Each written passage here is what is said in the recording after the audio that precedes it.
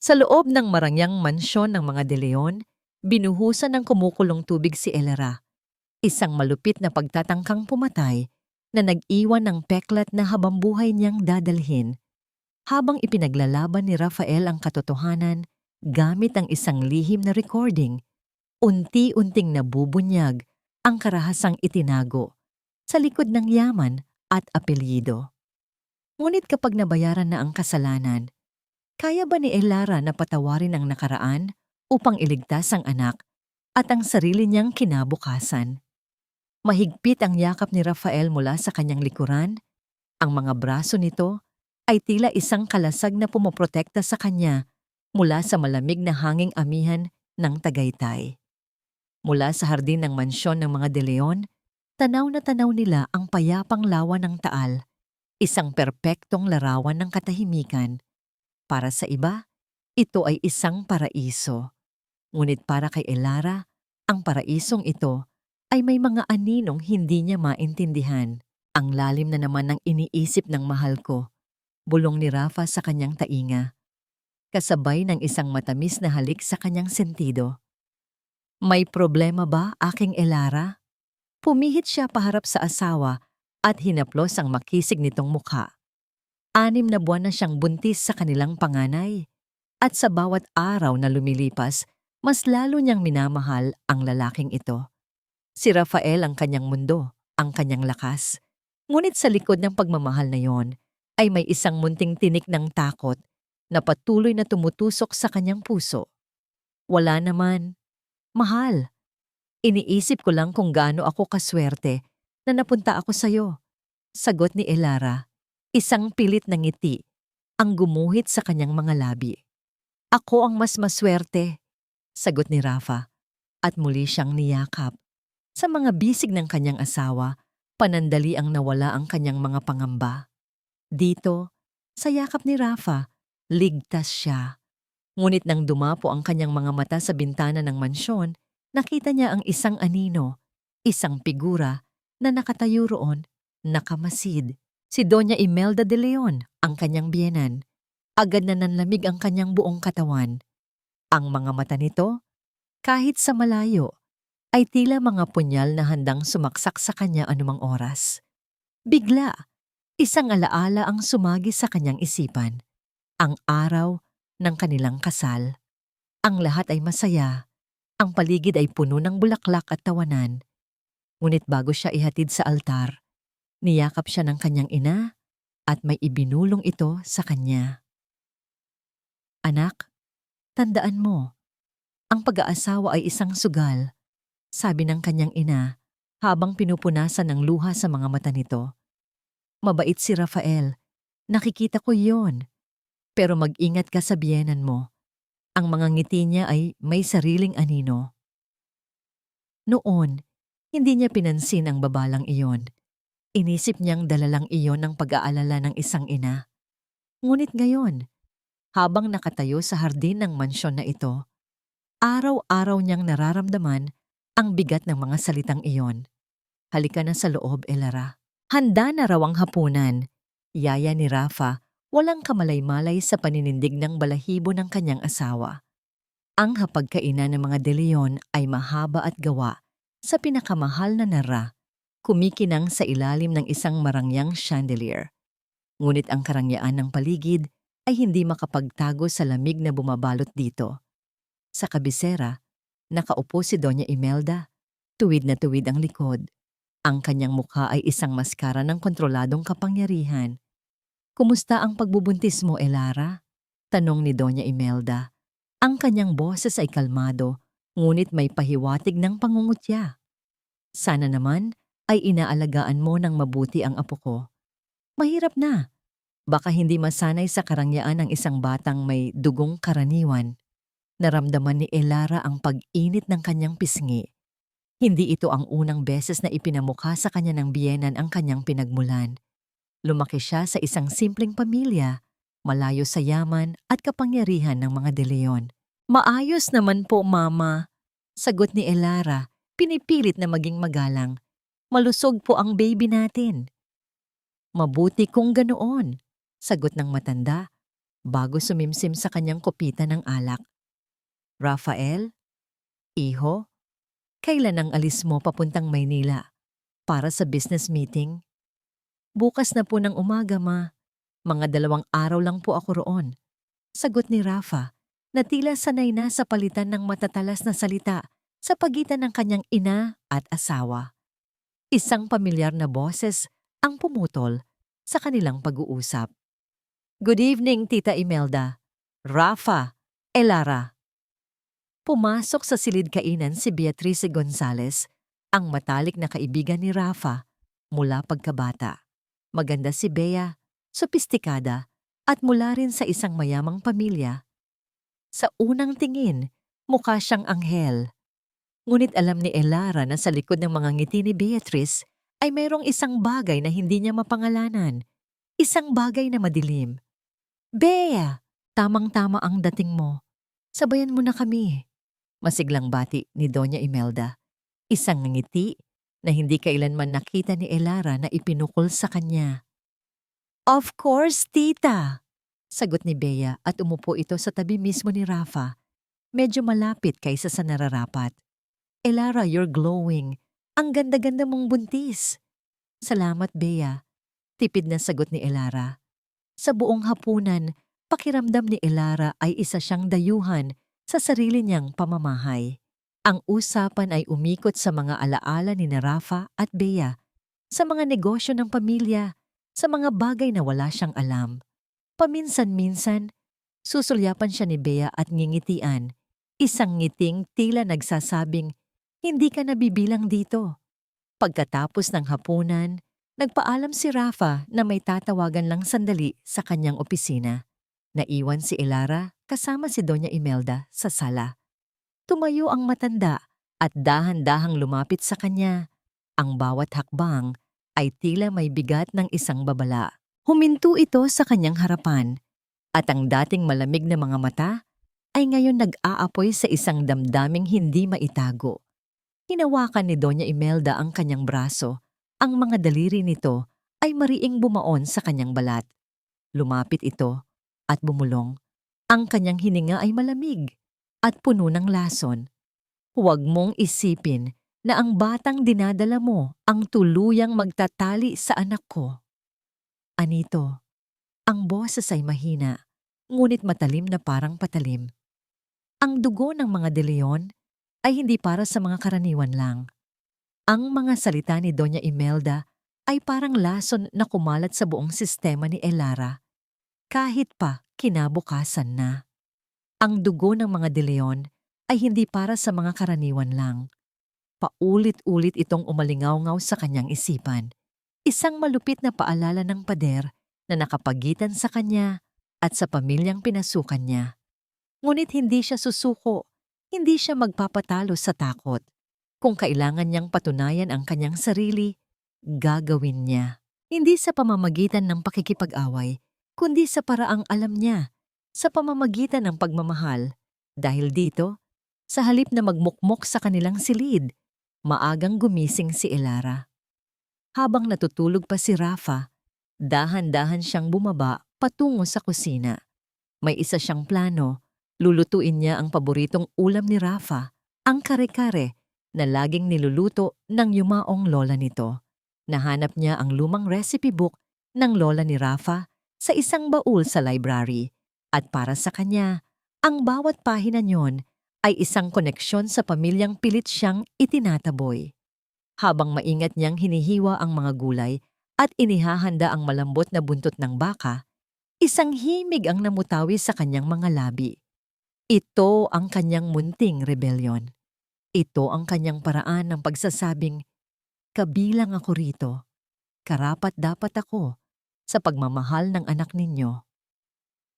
Bawat sangkap na inilalagay niya sa malaking kaldero ay may kasamang dasal. Isang dasal para sa kapayapaan, para sa pagtanggap. Wow! Ang bango naman yan. Anong niluluto mo?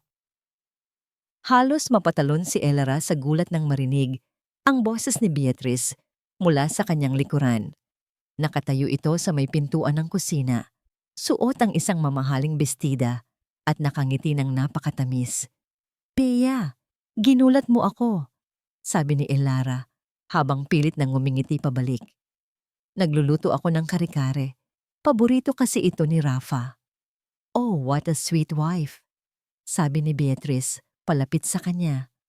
Alam mo, yan din ang specialty ng lola ko. May secret ingredient kami dyan na lalong nagpapasarap. Nag-alinlangan si Elara, ngunit ang pagnanais niyang mapahanga ang pamilya ay mas matimbang. Talaga? Ano yon? Isang special na bagoong mula sa probinsya namin, sabi ni Bea, at may kinuha siyang isang maliit na garapon mula sa dala niyang paper bag. Sadyang dinala ko para kay Tita Imelda, pero sige, gamitin mo na to. I promise you, hahanap-hanapin to ni Rafa.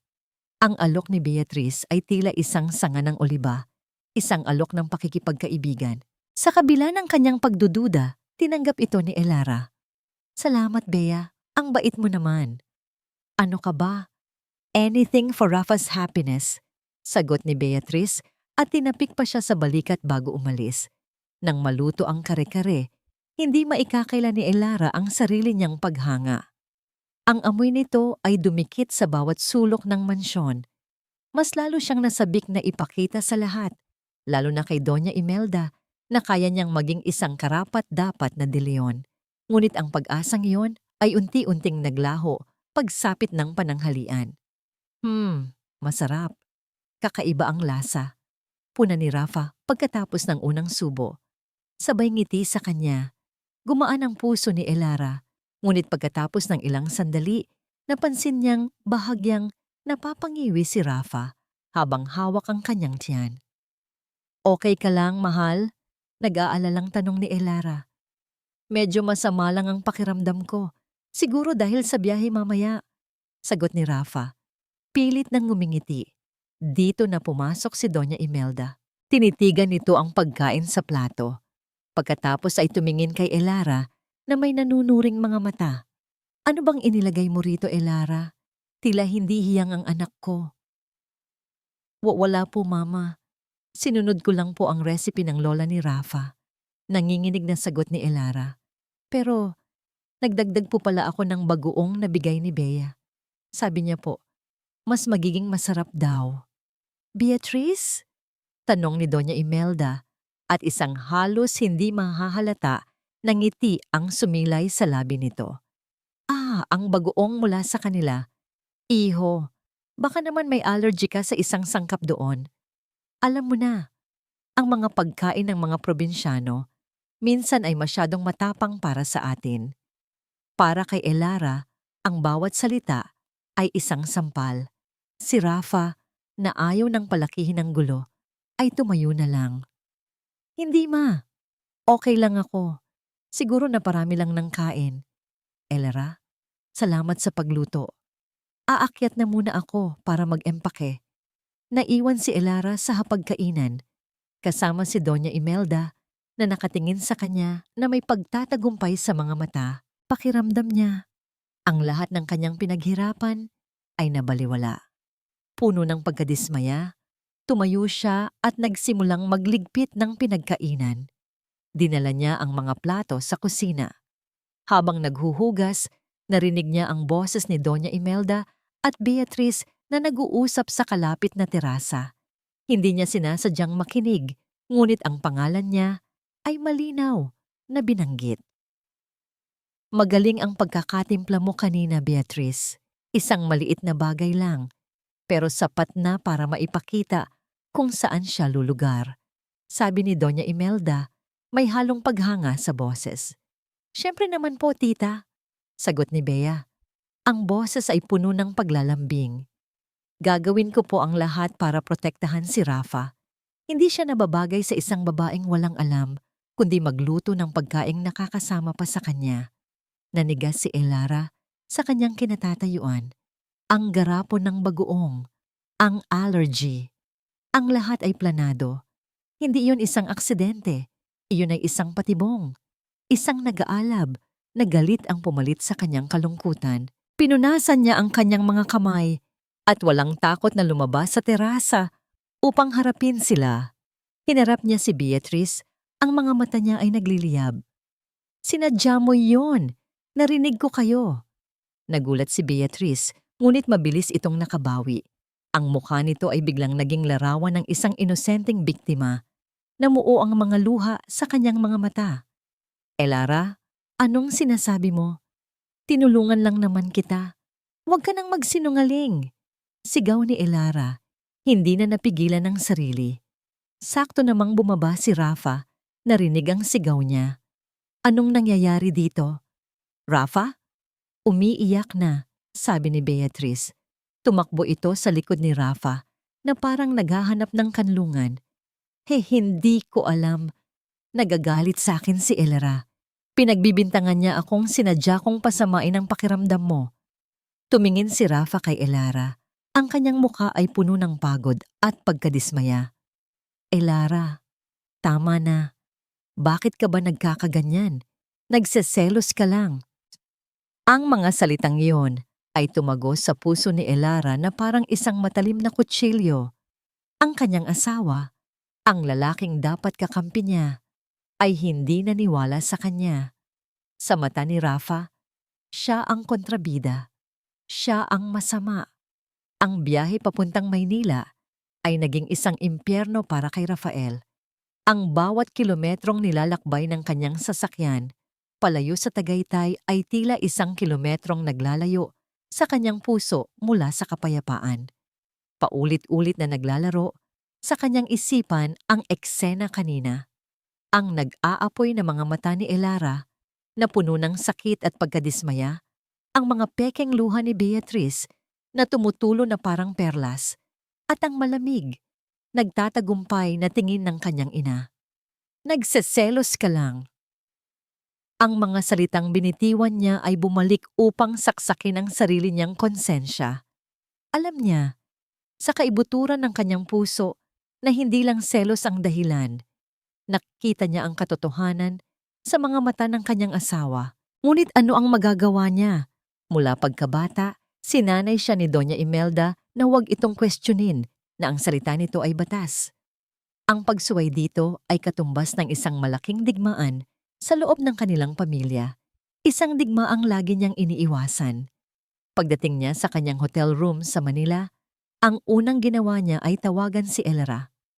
Kailangan niyang marinig ang boses nito. Kailangan niyang humingi ng tawad kahit sa simpleng paraan. Ngunit pagkatapos ng ilang ring, ibang boses ang sumagot.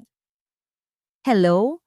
Boses ni Doña Imelda, malamig at formal. Ma?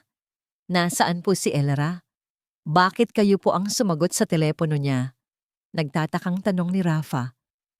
Iho, ang asawa mo ay nagpapahinga sa kanyang silid.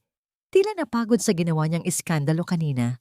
Sagot ng kanyang ina, may bahid ng panunumbat. Bago pa man makasagot si Rafa, narinig niya ang boses ng ina na tila ibinulong palayo sa mikropono ng telepono. Ngunit sapat na para marinig niya. Huwag kang umarteng parang biktima dito, Elara. Akala mo ba maniniwala sa'yo ang anak ko? Isa ka lang hamak na tagalabas sa pamilyang ito. Isang malutong na click ang narinig ni Rafa. Ibinaba na ng kanyang ina ang tawag. Nanigas si Rafa sa kanyang kinatatayuan.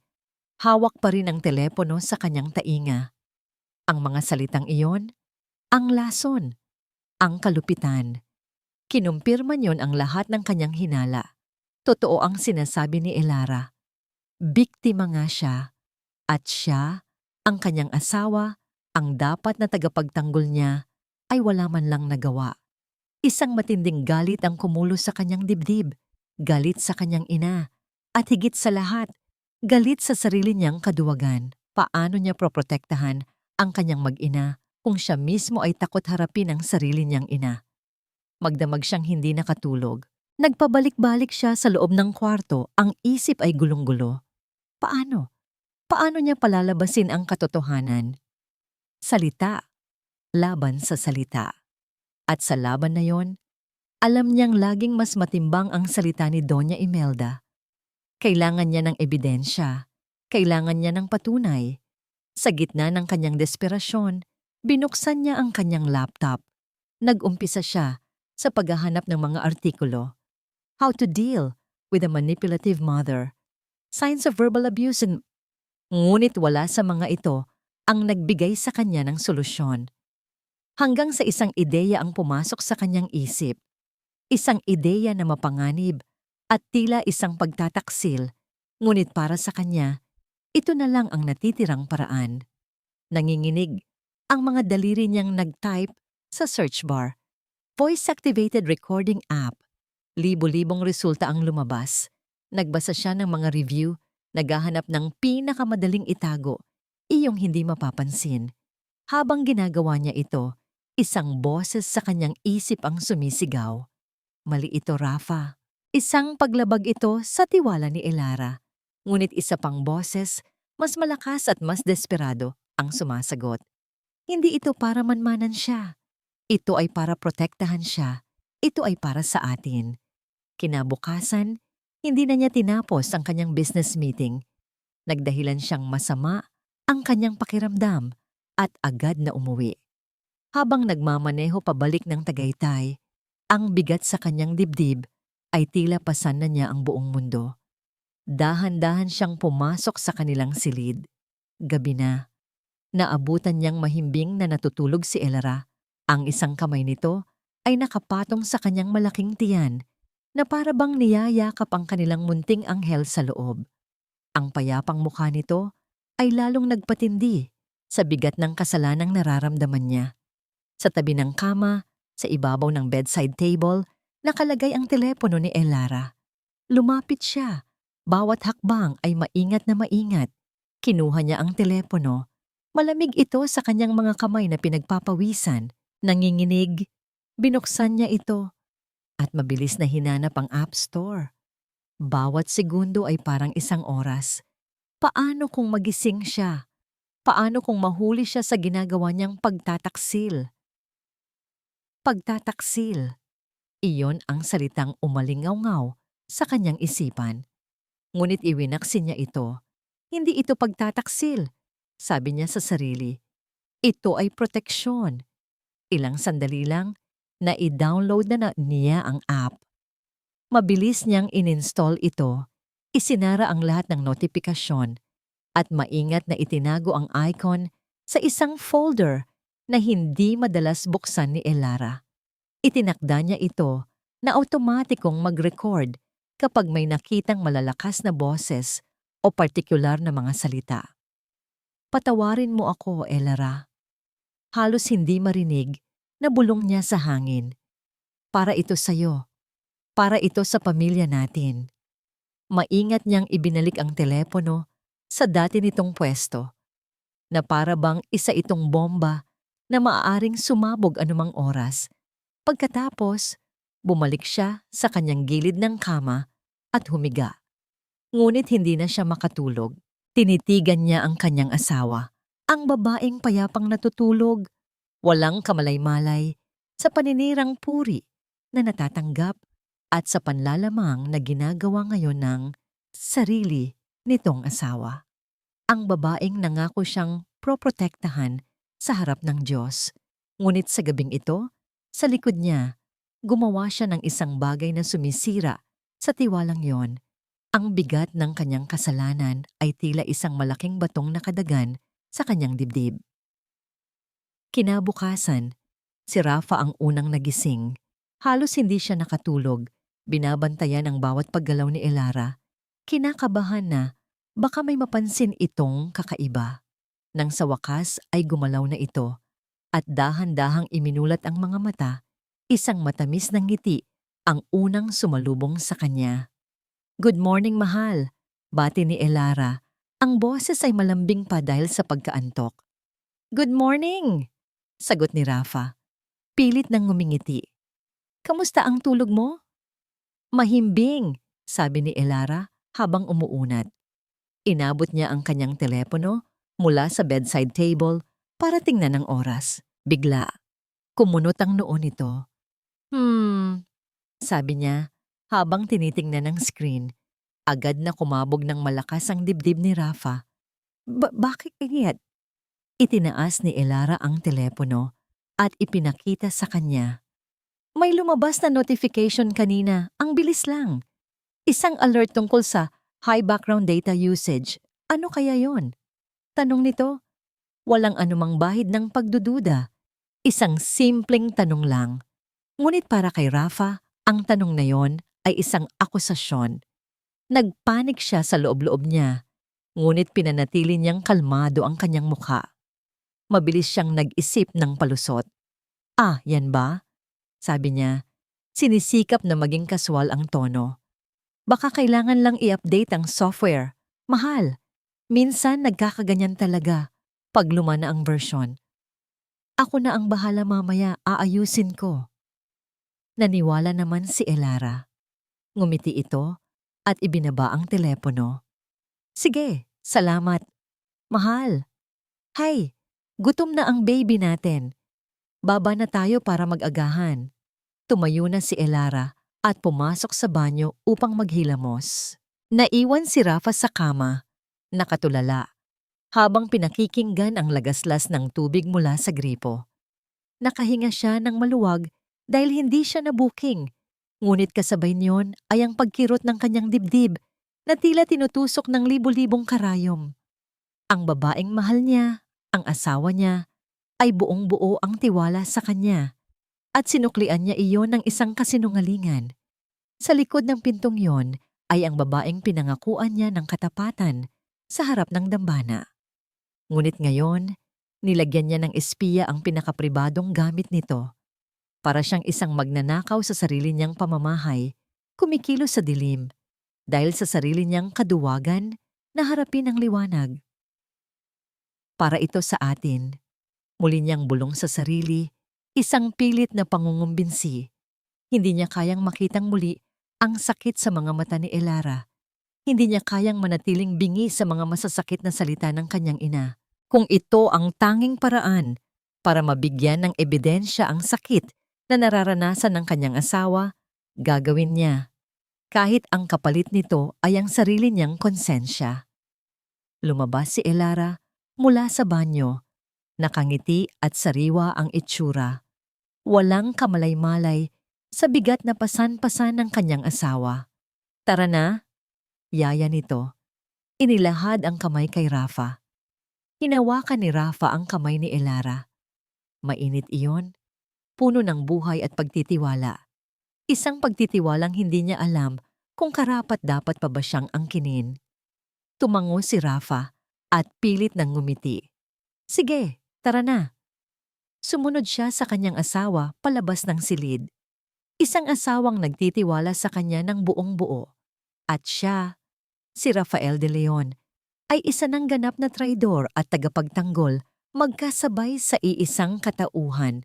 Nakagawa na siya ng isang desisyon na babago sa kanilang lahat at ang tanging magagawa na lang niya ay magdasal na sana sa huli. Ito ang tamang ginawa. Para kay Doña Imelda de Leon, ang mansyon sa Tagaytay ay hindi isang tahanan. Ito ay isang kaharian. At sa kahariang ito, siya ang nag-iisang reyna. Ang bawat muebles, bawat haligi, bawat halaman sa hardin ay sumusunod sa kanyang kagustuhan. Ang lahat, maliban sa isang bagay, ang pag-ibig ni Rafael para kay Elara. Sa kanyang pribadong opisina, kung saan ang amoy ng lumang libro at mamahaling kahoy ay naghahari, kinuha ni Doña Imelda ang isang nakakuwadrong litrato mula sa kanyang mesa. Ito ang larawan ng kanyang yumaong asawa, si Don Ricardo de Leon, isang lalaking makisig at makapangyarihan na naglakas loob na kalabanin siya. Isang malamig na ngiti ang sumilay sa kanyang mga labi. Isang nginang ngiting hindi umabot sa kanyang mga mata. Naging hangal ka, Ricardo, bulong niya sa larawan. Inakala mong matatalo mo ako sa sarili kong pamamaraan. Naalala niya ang mga huhuling araw nito. Ang pagbabanta na babaguhin ang testamento, na aalisin sa kanya ang lahat ng kapangyarihan. Ngunit isang aksidente sa kalsada ang tumapos sa lahat ng pagbabantang iyon. Isang aksidenteng maingat niyang binalangkas. Ibinalik niya ang larawan sa mesa. Ang problema noon ay si Ricardo. Ang problema ngayon ay si Elara. Ang babaeng iyon, sa kanyang kahinahunan at simpleng pag-uugali, ay dahan-dahang inaagaw ang pinakamahalaga niyang pag-aari, ang kanyang anak. Ang batang dinadala nito ay hindi isang biyaya. Ito ay isang sumpa. Isang permanenteng mantsa sa malinis na dugo ng mga De Leon. Isang banta sa kanyang kontrol. At si Doña Imelda ay hindi kailanman nagpapatalo sa anumang banta. Kinuha niya ang kanyang telepono at tinawagan si Beatrice. Hija, pumunta ka rito sa mansyon. May kailangan tayong pag-usapan. Makalipas ang kalahating oras, magkaharap na sila sa terasa. May dalang-dalawang tasa ng mainit na tsaa na hindi nila ginagalaw. Ang lamig ng hangin ay bumagay sa lamig ng kanilang pinag-uusapan. Beatrice, alam kong nakikita mo ang nakikita ko. Panimula ni Imelda, ang kanyang boses ay malumanay, ngunit may bigat. Nakikita mo kung paano unti-unting nalalason ni Elara ang isip ni Rafael. Yumuko si Beatrice, ang kanyang mukha ay larawan ng kalungkutan. Opo, tita. Nasasaktan po akong makita siyang nagkakaganyan. He deserves someone better. Someone like me. Exactly, sabi ni Imelda at inabot ang kamay ni Beatrice. Ikaw dapat ang nasa posisyon na yon, Hija. Ikaw ang nararapat para sa anak ko, hindi ang babaeng yon na galing sa kung saang lupalop. Itinaas ni Beatrice ang kanyang tingin, may pag-asa sa kanyang mga mata. Pero tita, mahal na mahal siya ni Rafa at buntis pa siya. Ang pagbubuntis ay isang kahinaan, hindi isang kalakasan. Putol ni Imelda. Isipin mo, isang aksidente lang ang kailangan. Isang malungkot na pangyayari na magpapabalik kay Rafael sa tunay na nagmamahal sa kanya. Nanlaki ang mga mata ni Beatrice. Anong ibig niyong sabihin, tita? Hindi direktang sumagot si Imelda. Kinuha niya ang kanyang tablet mula sa mesang katabi nila. Ilang pindot lang at isang notifikasyon ang lumabas sa telepono ni Beatrice. Tiningnan ito ni Bea at lalo siyang nabigla. Isang bank transfer notification, 5 milyong piso. Isang maliit na regalo, sabi ni Imelda, bilang pasasalamat sa iyong katapatan at bilang panimula sa bago mong buhay kasama si Rafael. Ang kailangan mo lang gawin ay tulungan ako. Ang takot sa mga mata ni Beatrice ay dahan-dahang napalitan ng kasakiman at determinasyon. Ang 5 milyon. Ang pangako ng isang buhay kasama si Rafael. Ito na ang pagkakataon niya. Ano po ang kailangan kong gawin? Nanginginig na tanong ni Beatrice. Ngumiti si Doña Imelda. Isang ngangiting mandaragit. Bukas, may business trip si Rafael sa Maynila. 2 araw siyang mawawala. Tayo lang ang maiiwan dito. Mga buntis, alam mo na. Minsan ay nagiging lampa. Madaling madulas. Lalo na sa kusina. Naintindihan ni Beatrice ang lahat. Ang bawat salita ay isang piraso ng isang madilim na plano. Naramdaman niya ang kilabot sa kanyang gulugod, ngunit ang imahe ni Rafael at ang 5 milyong piso sa kanyang bank account ay mas malakas. Tumango siya, dahan-dahan sa simula. Pagkatapos ay may buong paninindigan. Masusunod po, tita. Tumayo si Doña Imelda, kontento sa naging resulta. Tumingin siya sa lawa ng taal, sa di kalayuan. Ang kanyang mga mata ay walang emosyon na para bang nagpaplano lang siya ng isang simpleng pagdiriwang at hindi ng isang karumal-dumal na krimen.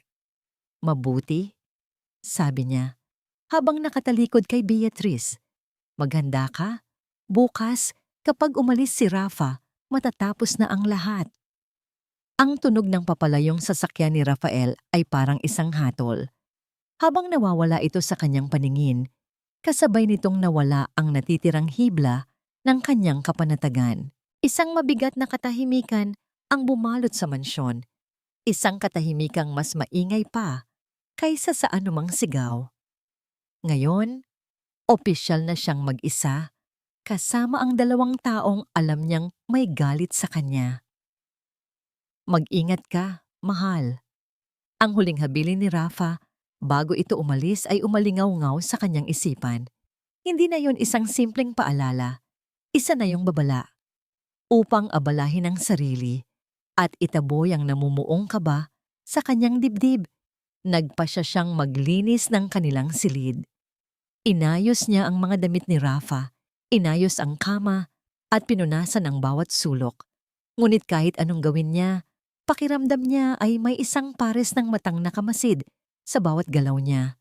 Ang mansyon, sa kabila ng karangyaan nito, ay naging isang malaking kulungan.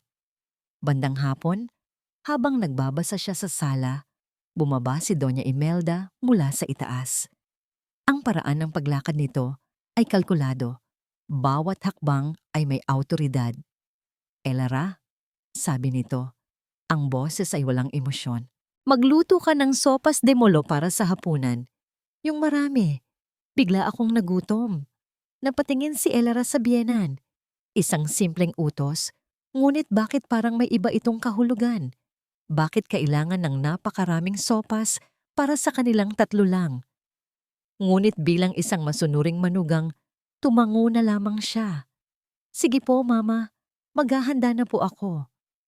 Ang kusina, na dati niyang naging kanlungan, ay tila naging isang entablado para sa isang dula ng katatakutan. Habang inihahanda niya ang mga sangkap, ang giniling na baboy, ang molo wrappers, ang manok, hindi maalis sa isipan niya ang bigat ng titig ni Doña Imelda. Upang pagaanin ang loob, kinuha niya ang kanyang telepono.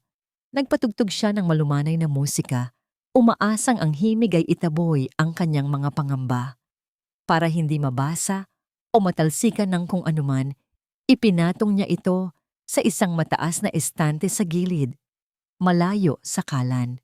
Nakasandal ito ng maayos. Ang screen ay nakaharap sa kanya. Sandali niyang sinilip ang isang recipe video bago ito iwanan. Ang screen ng telepono ay dahan-dahang nagdim at namatay. Ngunit sa likod nito, ang voice-activated recording app na hindi niya alam ay nanatiling gising, isang tahimik na saksi, naghihintay sa anumang malakas na tunog. Ang tunog ng kumukulong sabaw at ang ritmikong paghiwa niya ng mga sangkap ay pansamantalang nagbigay sa kanya ng kapayapaan. Ngunit ang kapayapaang yon ay biglang nabasag nang magring ang kanyang telepono. Si Rafa. Isang mabilis na ngiti ang sumilay sa kanyang labi. Pinunasan niya ang kanyang mga kamay at sinagot ang video call. "Mahal, kamusta ka na dyan?" Bungad niya. Pilit na pinapasigla ang kanyang boses. Ang mukha ni Rafa sa screen ay puno ng pag-aalala. "Ako dapat ang magtanong niyan. Ayos ka lang ba? Si Mama, si Bea?" Oo naman. Ayos lang kami dito." Pagsisinungaling niya. "Heto, nagluluto ng sopas, utos ng mama mo." Tinitigan siya ni Rafa na para bang sinisipat ang kanyang kaluluwa. "Elara, mag-ingat ka dyan please. Uuwi ako agad bukas. Kung may kailangan ka, kahit ano, tawagan mo agad ako, ha?" "Oo, mahal. Huwag kang mag-alala. Mahal na mahal kita," sabi ni Elara, pinipigilan ang panginginig ng kanyang boses. "Mahal na mahal din kita," sagot ni Rafa, bago maputol ang tawag. Ang pagkawala ng mukha ni Rafa sa screen ay nag-iwan ng isang malaking puwang sa kanyang dibdib. Mas lalo niyang naramdaman ang kanyang pag-iisa. Habang hinahalo niya ang sopas, naramdaman niyang may pumasok sa kusina. Si Beatrice. Hindi ito nagsalita. Nakatayo lang ito sa isang sulok. Pinapanood siya. Ang bawat paghalo niya sa sandok ay tila sinusundan ng mga mata nito. "Ang laki naman ng niluluto mo," biglang sabi ni Beatrice. Ang boses ay kakaiba. Parang may piyesta. "Marami raw kasing gustong kumain si mama mo," sagot ni Elara. Hindi ito nililingon. Lumapit si Beatrice sa tabi ng kalan. Hindi siya tinitingnan nito, kundi ang kumukulong sopas. Nakatitig ito sa mga bula na pumutok sa ibabaw ng sabaw na may kakaibang paghanga, na para bang iyon ang pinakamagandang bagay na nakita nito sa buong mundo. "Alam mo," bulong ni Beatrice, "ang init niyan. Isang maling galaw lang, pwedeng makapaso, pwedeng makasunog ng balat." Nanindig ang balahibo ni Elara. Dahan-dahan niyang nilingon si Beatrice. Nakangiti ito, ngunit ang ngiti ay hindi umabot sa kanyang mga mata. Bea, ano bang sinasabi mo? Wala naman, sabi nito, at tumawa ng bahagya. Nag-iingat ka lang daw. Mahirap na, baka madisgrasya ka. Pagkatapos ay tumalikod na ito at lumabas ng kusina na parang walang nangyari. Naiwan si Elara na nanginginig, hawak ang sandok na parang isang armas. Ang simpleng pagluluto ay naging isang pagsubok sa kanyang katinoan. Ang bawat tunog, ang pagpatak ng gripo, ang ugong ng refrigerator, at higit sa lahat, ang bulubok ng kumukulong sopas ay tila isang banta. Nang sa wakas ay naluto na ang sopas, pinatay na niya ang apoy sa kalan. Napabuntong hininga siya. Natapos na. Ligtas na siya. Iyon ang akala niya. Habang nagpupunas siya ng mga kamay, sabay na pumasok sa kusina si Doña Imelda at Beatriz. Ang kanilang mga mukha ay seryoso, walang emosyon. Isang nakakabinging katahimikan ang namayani. At pagkatapos, narinig niya ang isang tunog na nagpatigil sa pagtibok ng kanyang puso. Click! Ang tunog ng kandado sa pinto ng kusina. Nilock nila ito. Humarap sa kanya si Doña Imelda. Ang kanyang mga mata ay kasing lamig ng yelo. Sa likod nito, nakangisi si Beatriz. Elara, sabi ni Doña Imelda. Ang boses ay kalmado, ngunit puno ng panganib. Kailangan nating mag-usap. Ang tunog ng pagkakandado ng pinto ay parang putok ng baril sa loob ng tahimik na kusina. Automatikong napahawak si Elara sa kanyang tiyan, isang kilos ng isang inang gustong protektahan ang kanyang anak mula sa paparating na panganib.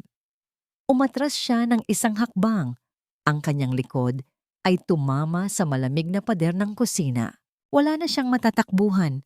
Anong ginagawa ninyo? Nanginginig niyang tanong. Ang kanyang mga mata ay nagpapalipat-lipat mula kay Doña Imelda patungo kay Beatriz. Ngumisi si Doña Imelda. Isang ngising walang bahid ng anumang kabutihan. Ito ang unang pagkakataon na nakita ni Elara ang tunay na anyo ng kanyang biyenan. Hindi na ito isang mapanuring matanda, kundi isang halimaw na nag-aanyong tao. Ang ginagawa namin, ulit ni Doña Imelda, dahan-dahang lumalapit. Tinatanggal namin ang basura. Tinatanggal namin ang dumi na nagkalat sa malinis na pangalan ng aming pamilya. Hindi ko kayo maintindihan, sabi ni Elara. Bagamat sa kaibuturan ng kanyang puso, alam na niya, ramdam na niya. Huwag ka nang magkunwari, Elara. Sigaw naman ni Beatriz, ang kanyang mukha ay napuno ng inggit at galit. Inakala mo ba talaga na hahayaan ka naming sirain ang buhay ni Rafa? Nahahayaan naming magkaroon siya ng anak sa isang katulad mo? Ako ang para sa kanya. Ako. Tumulo ang mga luha sa mata ni Elara, luha ng takot at pakiusap. Parang awa niyo na. Huwag ninyong idamay ang anak ko. Maawa kayo. Ngunit ang salitang awa ay walang lugar sa pusong puno ng puot. Ang batang yan ang pinakamatinding pagkakamali, sabi ni Doña Imelda. Ang boses ay kasing talim ng yelo. At ngayon, itatama namin ang pagkakamaling iyon. Nagpalinga-linga si Elara, naghahanap ng kahit anong pwedeng makatulong sa kanya, kahit anong matatatakasan. Ngunit bago pa man siya makakilos, mabilis siyang sinunggaban ni Beatriz mula sa likuran. Ikinulong siya nito sa isang mahigpit na yakap na parang bakal. Ang mga braso ni Beatriz ay pumulupot sa kanya. Pinipigilan ang anumang paggalaw. Bitawan mo ako, sigaw ni Elara, nagpupumiglas.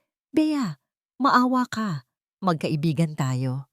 Hindi tayo kailanman naging magkaibigan, sagot ni Beatriz. Ang hininga nito ay mainit sa kanyang tainga. Isa ka lang hadlang. Hinila nito ang kanyang buhok, itinatagilid ang kanyang ulo para wala siyang magawa kundi panoorin ang susunod na gagawin ni Doña Imelda. At ang nakita niya ay isang imaheng habambuhay na susunog sa kanyang alaala. Dahan-dahang lumapit si Doña Imelda sa kalan. Hinawakan nito ang dalawang hawakan ng malaking kaldero kung saan naroon ang kumukulong-kulong sopas. Habang inaangat niya ito, isang demonyong ngamongiti ang gumuhit sa kanyang mga labi. Ang singaw mula sa sopas ay tila usok na nagmumula sa impyerno, at sa gitna niyon ay ang mukha ng purong kasamaan. "Huwag! Pakiusap! Huwag!" Pagmamakaawa ni Elara. Ang kanyang sigaw ay puno ng desperasyon. Ngunit huli na ang lahat. Sa isang mabilis ngunit kalkuladong galaw, ibinuhos ni Doña Imelda ang laman ng buong kaldero. Ang unang dumampi sa kanyang balat ay isang matinding init na hindi niya pa naramdaman sa buong buhay niya. At pagkatapos, ang sakit. Isang di maipaliwanag na sakit. Para siyang sinisilaban ng buhay. Libo-libong nagniningas na karayom ang sabay-sabay na tumutusok sa kanyang balat, sa kanyang leeg, sa kanyang dibdib, at sa kanyang tiyan. Ang kumukulong sabaw ay parang asido na tumutunaw sa bawat himaymay ng kanyang laman. Isang sigaw ang kumawala mula sa kanyang lalamunan. Hindi ito isang ordinaryong sigaw. Ito ay isang sigaw na walang salita. Isang tunog ng purong paghihirap. Isang ungol ng isang hayop na nasa bingit ng kamatayan. Ito ang tunog ng pinakamatinding pagkakanulo. Binitiwan siya ni Beatrice at bumagsak siya sa sahig. Nagpagulong-gulong siya, sinusubukang patayin ng apoy na bumabalot sa kanyang katawan, ngunit wala itong tigil. Ang amoy ng nasusunog na balat ay humalo sa amoy ng sopas, lumilikha ng isang nakakasuya at nakakapangilabot na alingasaw. Sa gitna ng kanyang paghihirap, sa panlalabo ng kanyang paningin, isang bagay ang kanyang naaninag. Sa ibabaw ng estante, sa gitna ng kaguluhan, naroon ang kanyang telepono. Isang maliit na itim na bagay na nakatayo lang doon. Tahimik. Ang lente ng kamera ay parang isang matang nakatitig sa lahat. Isang matang hindi kumukurap. Isang saksi sa krimeng nagaganap.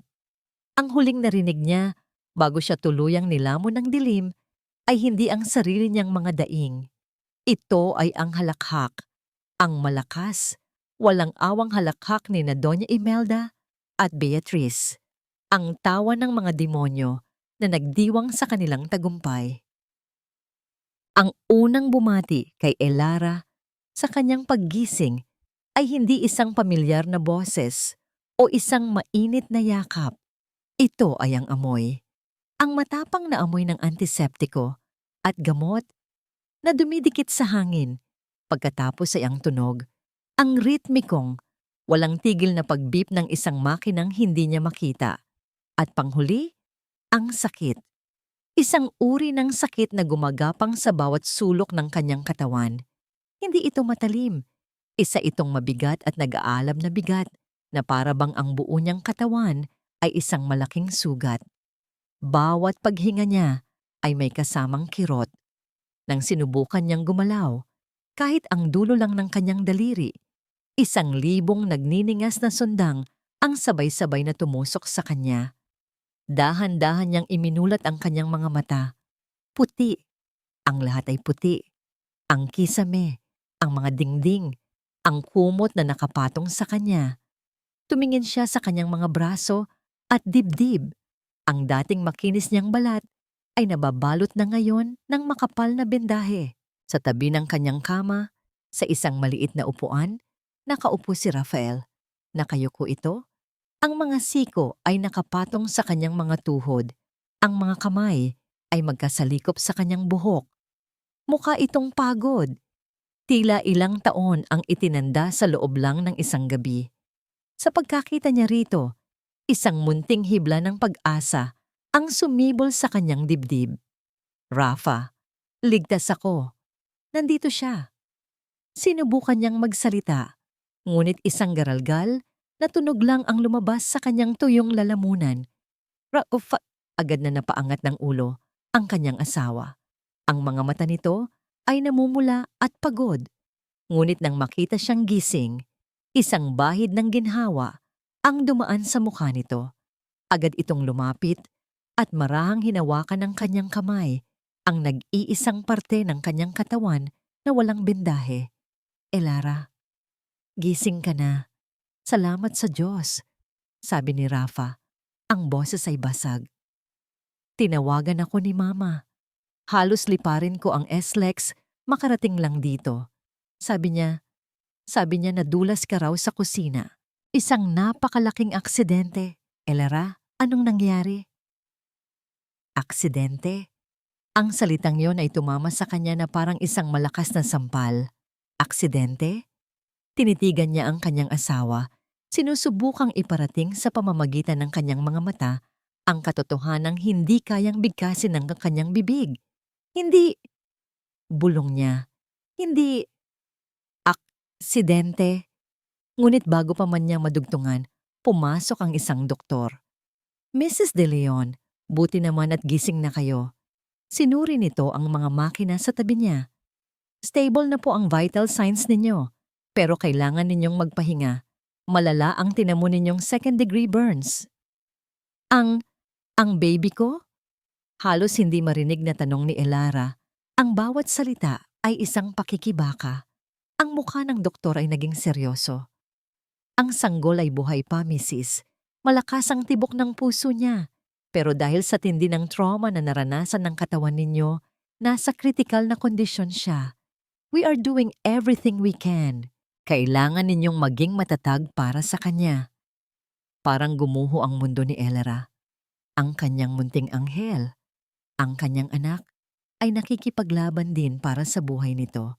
Nang makaalis ang doktor, muli niyang tiningnan si Rafa. Nagmamakaawa. Rafa, si mama mo, si Bea. Elara, magpahinga ka muna, sabi ni Rafa, umiiwas ng tingin. Huwag mo munang isipin yan. Ang mahalaga, ligtas kayo ng baby natin. Nag-aalala rin sila. Papunta na sila rito. At tulad ng sinabi nito, bumukas ang pinto. Pumasok si Doña Imelda at Beatrice. May dalang isang malaking basket ng prutas at mga bulaklak. Ang kanilang mga mukha ay mga maskara ng pag-aalala at awa. Oh my poor Elara, hiha, sabi ni Doña Imelda. Lumalapit sa kanya na para bang isa itong mapagmahal na ina. Napakalaking trahedya. Mabuti na lang at nadala ka namin agad dito. Kumusta ka na, Elara? Tanong ni Beatrice. Ang kanyang boses ay puno ng pekeng simpatya. Pinagdasal ka namin buong gabi. Nakatitig lang si Elara sa kanila.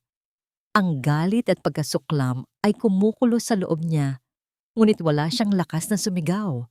Wala siyang lakas na isumbat sa kanila ang kanilang karumal-dumal na ginawa. Ang kaya lang niyang gawin ay umiling, habang ang mga luha ng kawalan ng kapangyarihan ay tumutulo mula sa gilid ng kanyang mga mata. Makalipas ang ilang sandali, isang pulis ang dumating upang kunin ang kanyang testimonya. Magalang ito, ngunit halatang nagmamadali. Mrs. De Leon, ayon po sa statement ng biyanan ninyo at ni Miss Gonzales, kayo po ay aksidenteng nadulas habang hawak ang isang kaldero ng mainit na sopas. Ito po ba ang nangyari? Tumingin si Elara kay Rafa, naghahanap ng suporta. Ngunit ang kanyang asawa ay nakatayo lang sa isang sulok. Gulong-gulo ang isip, hindi makatingin ng diretso sa kanya. Tumingin siya sa dalawang babaeng halos pumatay sa kanya. Nakatayo sila roon, mga perpektong imahe ng pag-aalala. Sino ang maniniwala sa kanya? Isang mahinang biktima laban sa dalawang maimpluwensyang tao? Hindi. Bulong niya sa pulis. Tinulak. Sinadya. Kumunot ang noo ng pulis. Sinadya? Mrs., wala po kaming nakitang anumang ebidensya ng foul play sa lugar. Malinis po ang kusina at pareho po ang testimonya ng dalawang saksi. Huminga ito ng malalim. Mrs., sa ngayon po, ituturing po namin itong isang malungkot na aksidente sa bahay. Maliban na lang, kung may maipapakita kayong bagong ebidensya, mapipilitan po kaming isara ang kaso. Isara ang kaso. Ang mga salitang iyon ang pumatay sa natitirang pag-asa sa puso ni Elara. Umalis ang pulis. Nagpaalam ang dalawang halimaw. Naiwan siyang muli kasama si Rafa. Ngunit kahit magkatabi sila sa iisang silid, pakiramdam niya ay milya-milya ang layo nila sa isa't isa. Tumingin siya sa puting kisame, hindi na umiiyak. Wala nang luhang lumalabas. Tanging ang malamig at mabigat na pakiramdam ng pagkatalo. Lahat ay nawala. Ang kanyang katawan, ang tiwala sa kanyang asawa. At ngayon, ang pag-asa para sa hustisya. Nag-iisa siya sa katotohanan ito. Nag-iisa siya sa bangungot na ito.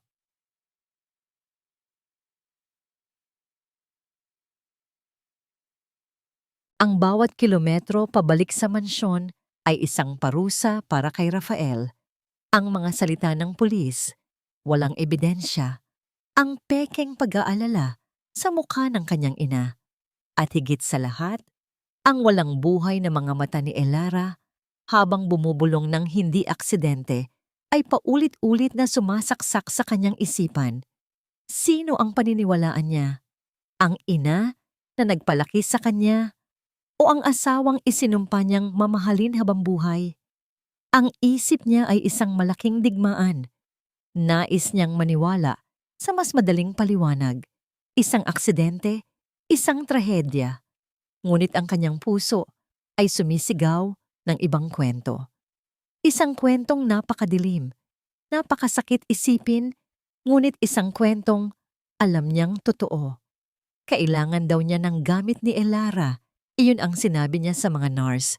Ngunit ang totoo, kailangan niyang makita ang lugar kung saan nangyari ang lahat. Kailangan niyang hanapin ang kahit isang maliit na piraso ng katotohanan. Pagpasok niya sa mansyon, isang nakakabinging katahimikan ang sumalubong sa kanya. Ang dating marangyang tahanan ay tila naging isang malamig na musoleo. May amoy ng palinis sa hangin, masyadong matapang, na tila may sinusubukang itago. Dahan-dahan, siyang naglakad patungo sa kusina. Ang bawat hakbang ay mabigat. Ang kusina ay malinis, masyadong malinis. Ang sahig ay kumikinang, walang bakas ng kahit anong gulo. Ang malaking kaldero ay nakasabit ng maayos sa lalagyan nito. Tuyo at makintab. Ang lahat ay nasa perpektong kaayusan.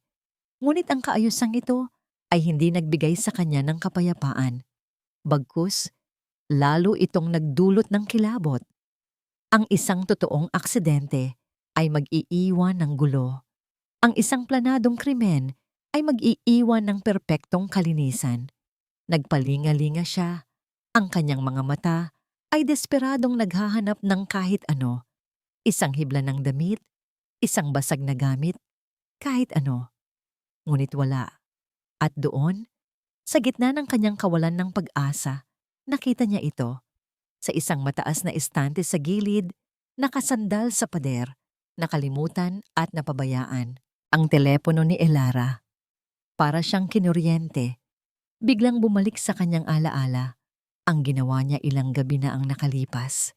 Ang pag-download, ang pag-install, ang kasalanang ginawa niya dahil sa pag-aalala. Ang app. Nanginginig ang mga kamay niyang inabot ang telepono. Malamig ito, isang walang buhay na piraso ng metal at salamin. Ngunit alam niya, sa loob nito ay maaaring nakatago ang katotohanang magpapalaya sa kanila o ang katotohanang tuluyang wawasak sa kanya. Dala-dala ang telepono, umakyat siya sa kanilang silid. Isinara niya ang pinto at nilock ito. Kinuha niya ang kanyang earphones, isinaksak sa telepono at isinuot sa kanyang mga tainga. Ayaw niyang may ibang makarinig. Ito ay sa pagitan niya at ng katotohanan. Binuksan niya ang app. May isang mahabang audio file. May petsa ng kahapon. Huminga siya ng malalim at pinindot ang play. Ang unang narinig niya ay ang pamilyar na tunog ng kusina. Ang paghihiwa, ang mahinang musika, ang pag-awit ni Elara. Isang ngiti ang sumilay sa kanyang labi. Pagkatapos, ang boses niya, ang video call nila. Narinig niya ang sarili niyang pag-aalala at ang pilit na pagsasaya sa boses ni Elara. mahal na mahal kita." Kumirot ang kanyang puso. Pagkatapos ng tawag, narinig niya ang boses ni Beatrice. Ang mga salita nito tungkol sa kumukulong sopas. Isang maling galaw lang, pwedeng makapaso. Nagsimulang manindig ang kanyang mga balahibo. At pagkatapos, ang pinakakinatatakutan niya, ang tunog ng paglock ng pinto. Click. Narinig niya ang lahat. Ang akusasyon ng kanyang ina. Ang pag-amin ni Beatrice sa kanyang inggit. Ang pagmamakaawa ni Elara. Parang awa niyo na. Huwag ninyong idamay ang anak ko. Ang bawat salita ay isang punyal na sumasaksak sa kanyang pandinig. Ang bawat hikbi ng kanyang asawa ay isang dagok sa kanyang kaluluwa. At pagkatapos, ang tunog ng pagbuhos at ang sigaw. Napapikit si Rafa ng mariin. Ang sigaw ni Elara ay isang tunog na hindi niya kailanman malilimutan. Ito ay ang tunog ng impyerno, ang tunog ng purong di masukat na sakit at pagkakanulo. Ngunit ang sumunod na narinig niya ang tuluyang dumurog sa kanya. Ang halakhak, malakas, malamig, mapanuya. Ang halakhak ng kanyang ina at ng babaeng itinuring niyang kapatid, habang ang kanyang asawa ay nag-aagaw buhay sa sahig. Tinanggal ni Rafa ang earphones. Isang ungol ng galit at sakit ang kumawala sa kanyang lalamunan. Isang tunog na hindi nagmula sa isang tao, kundi sa isang hayop na nasugatan ng malubha. Sa sobrang galit, sinuntok niya ang pader sa kanyang tabi. Isang malakas na kalabog ang umaling-awngaw sa silid, kasabay ng pag-crack ng plaster. Hindi niya ininda ang sakit sa kanyang mga kamao. Ang sakit na yun ay walang-wala kumpara sa sakit na nararamdaman niya sa loob. Tumulo ang kanyang mga luha. Luha ng pagsisisi sa kanyang pagkabulag. Luha ng matinding galit sa mga taong pinagkatiwalaan niya. Luha para sa kanyang asawa na nag-iisa sa pagdurusang yon. Wala nang pag-aalinlangan. Wala nang pagdadalawang isip. Mabilis siyang tumayo. Hinawakan niya ng mahigpit ang telepono, ang kanyang ebidensya, ang kanyang sandata. Kinuha niya ang susi ng kanyang kotse. Walang lingon-likod. Kumaripas siya ng takbo palabas ng silid, palabas ng mansyon. Sumakay siya sa kanyang sasakyan at pinaharurot ito. Ang mga gulong ay umikit sa graba. Walang direksyon sa kanyang isip kundi isa. Habang tinatahak niya ang kalsada, halos hindi na niya makita ang daan dahil sa mga luhang walang tigil sa pag-agos. Nagmamaneho siya na parang isang baliw patungo sa istasyon ng pulis. Ang himpapawid sa labas ng mansyon ng mga De Leon ay mabigat. Tila nakikiramay sa bigat ng mga pangyayaring magaganap. Sa loob, abala si Doña Imelda at Beatrice sa pag-aasikaso ng hapunan.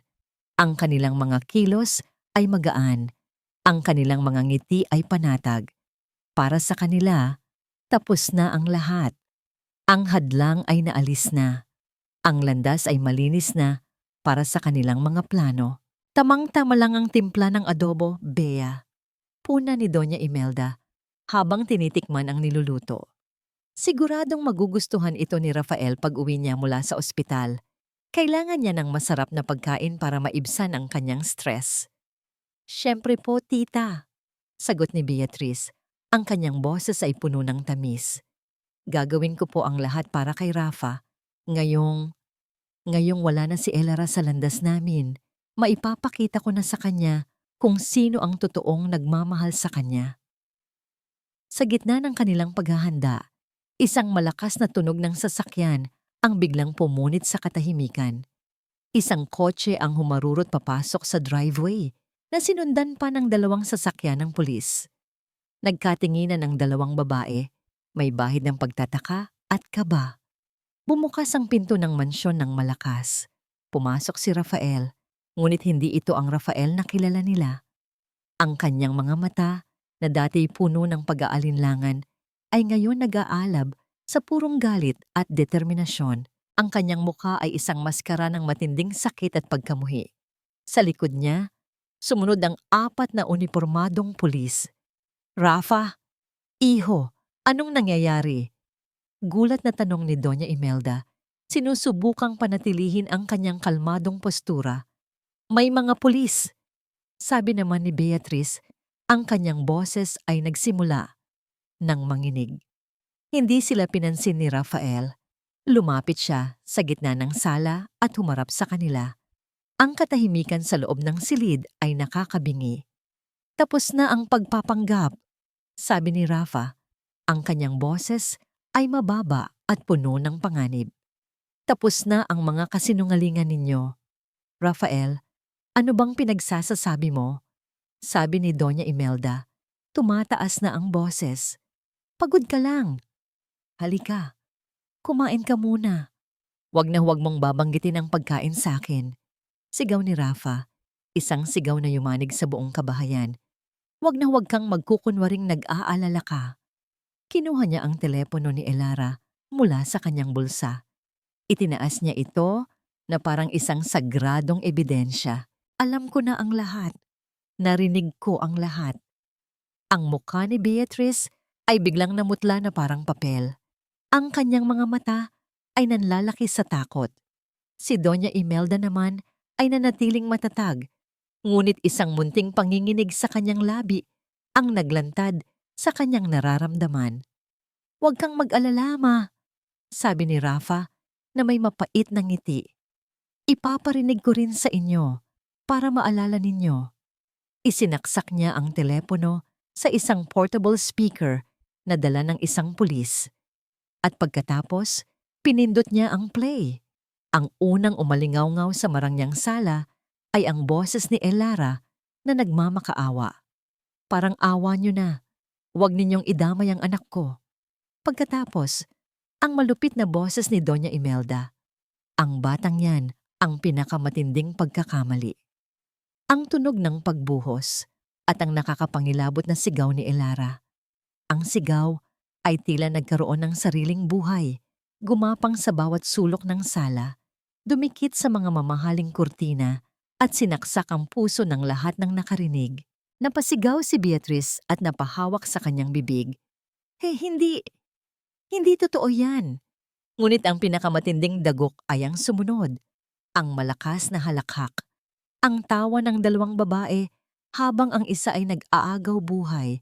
Biglang bumagsak sa kanyang mga tuhod si Beatrice, humahagulgol.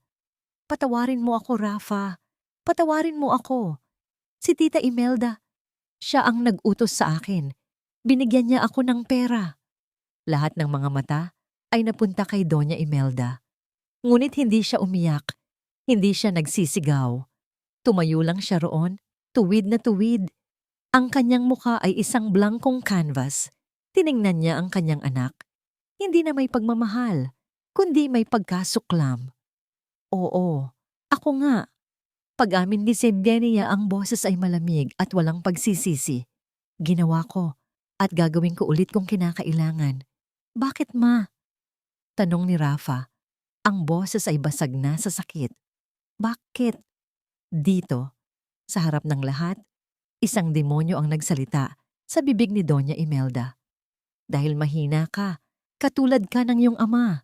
Isang mahinang lalaki na handang ipagpalit ang kapangyarihan at yaman ng pamilyang ito para sa isang hamak na pag-ibig.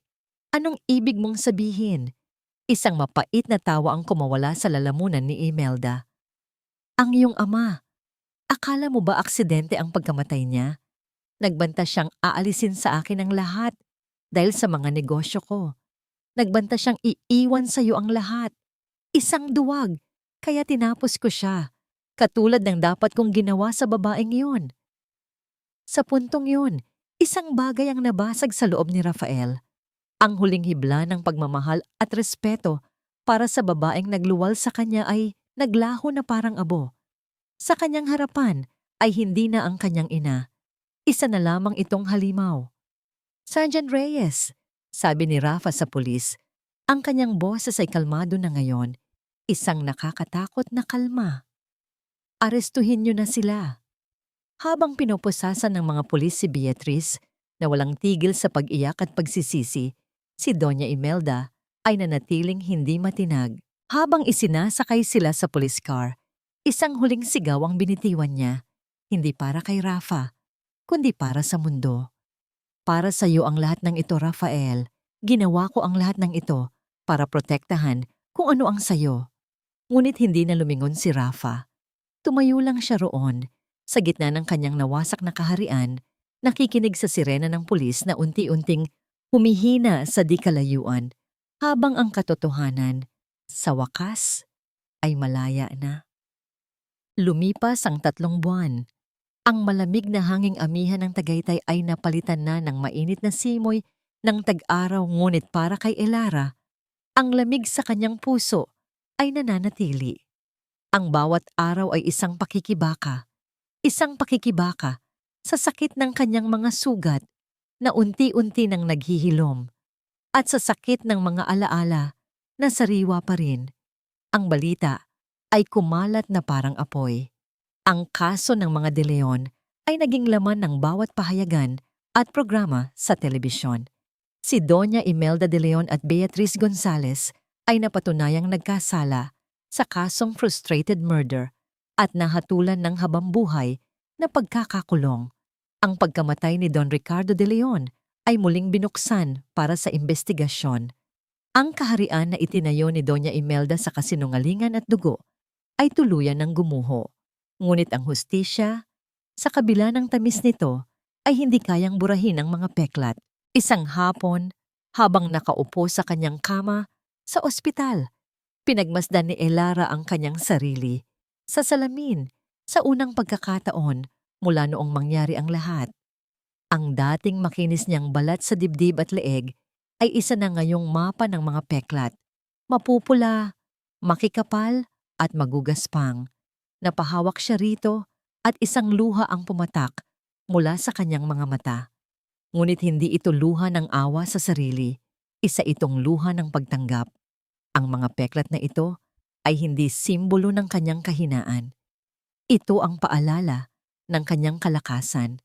Ito ang testamento na dumaan siya sa apoy ng impyerno at nakalabas ng buhay. Ito ang marka ng isang ina na lumaban para sa kanyang anak. At sa pag-iisip nito, napatingin siya sa maliit na crib sa tabi ng kanyang kama. Doon, mahimbing na natutulog ang kanyang munting milagro. Isang batang babae na isinilang 2 linggo na ang nakakaraan, malusog at malakas sa kabila ng lahat.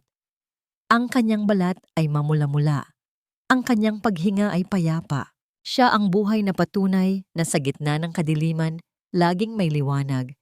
Liwanag, bulong ni Elara. Iyon ang ipapangalan ko sa'yo.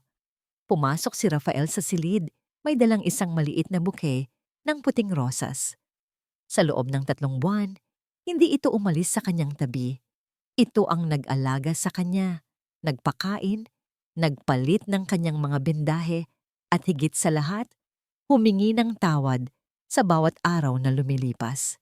Ang ganda ng pangalan na yan, sabi ni Rafa. Isang malungkot na ngiti ang nasa kanyang mga labi.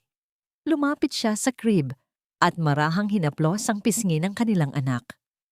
Liwanag, ang liwanag ng buhay natin. Naupo siya sa tabi ni Elara. May inabot siyang isang folder ng mga dokumento. Ano to? Tanong ni Elara. Ibinenta ko na ang mansyon sa Tagaytay, sabi ni Rafa. Hindi makatingin ng diretso sa kanya. At lahat ng ari-arian na nakapangalan kay Mama, ang kalahati ng pera ay ibinigay ko sa isang foundation para sa mga biktima ng pang-aabuso. Ang kalahati ay para sa inyo ni Liwanag, para sa pagsisimula ninyo. Pagsisimula ninyo. Hindi natin. Naramdaman ni Elara ang kirot sa mga salitang yon. Rafa. Sa wakas, tumingin si Rafa sa kanya. Ang mga mata nito ay puno ng sakit at pagsisisi. Elara, alam kong hindi sapat ang salitang patawad. Ipinagkanulo kita. Hindi kita pinaniwalaan noong panahong pinakakailangan mo ako. Hinding-hindi ko mapapatawad ang sarili ko para doon. Rafa, tapos na. Hindi pa. Putol niya. Paano tayo magsisimula ulit kung sa tuwing titingnan mo ako, maaalala mo lang ang kaduwagan ko? Paano kung sa tuwing titingnan kita, makikita ko lang ang mga peklat na hindi ko napigilang mangyari? Hinawakan ni Elara ang kamay ng kanyang asawa. Rafa, tumingin ka sa akin.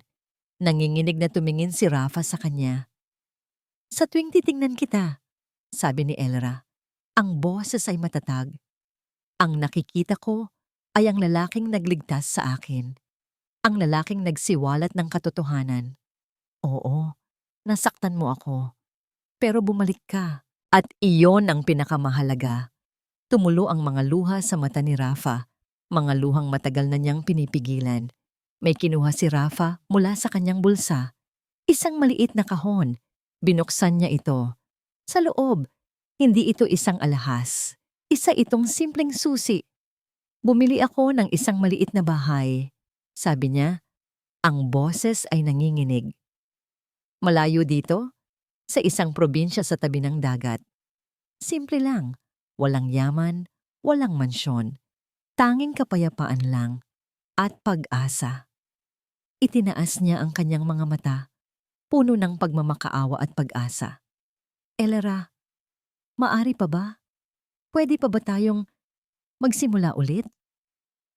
Ang bahay na sinasabi ni Rafael ay higit pa sa simple. Isa itong maliit na kubo na gawa sa kahoy at kawayan, nakatayo sa isang munting burol na tanaw ang walang katapusang asul ng dagat. Ang hangin dito ay malinis at may amoy ng asin, malayo sa mabigat at mapagkunwaring hangin ng Tagaytay. Dito, ang tanging maririnig mo ay ang alon na humahalik sa dalampasigan at ang huni ng mga ibon. Isang taon na ang lumipas. Sa maliit na balkonahe ng kanilang tahanan, nakaupo si Elera sa isang tumba-tumba. Habang pinagmamasdan ang papalubog na araw, ang kulay kahel na sinag nito ay nagbibigay ng gintong kulay sa kanyang balat. Ang mga peklat sa kanyang dibdib at leeg ay naroon pa rin, ngunit hindi na sila mapula. Ang mga ito ay naging bahagi na ng kanyang balat, mga pilak na guhit na kumikinang sa ilalim ng araw, mga paalala ng isang laban na kanyang naipanalo. Mama, Mama, isang munting boses ang tumawag sa kanya. Lumingon si Elara at nakita ang kanyang anak na si Liwanag, na ngayon ay isa ng bibo at maliksing isang taong gulang na bata. Tumatakbo ito palapit sa kanya. Ang mga munting paa ay bahagyang natatapilok sa buhangin. Ang mga braso ay nakalahad para sa isang yakap. Sa likod nito, nakasunod si Rafael, nakangiti habang binabantayan ang bawat galaw ng kanilang anak. Binuhat ni Elara si Liwanag at pinugpog ng halik. Ang tawa ng kanyang anak ay ang pinakamagandang musika sa kanyang pandinig. Mukhang napagod ang prinsesa natin sa paglalaro, sabi ni Rafa. Naupo ito sa tabi ni Elara at inakbayan siya. Katulad ng tatay niya, ayaw paawat. Natatawang sagot ni Elara. Isinandal ang kanyang ulo sa balikat ni Rafa. Ang buhay nila dito ay simple. Si Rafael ay nagtatrabaho na ngayon bilang isang guro ng agrikultura sa lokal na paaralan. Ibinabahagi ang kanyang kaalaman sa mga kabataan. Tinalikuran na niya ang mundo ng korporasyon, ang mundo ng kanyang ina. Dito, sa gitna ng mga mag-aaral na sabik matuto, natagpuan niya ang isang uri ng kaligayahan na hindi kayang bilhin ng pera.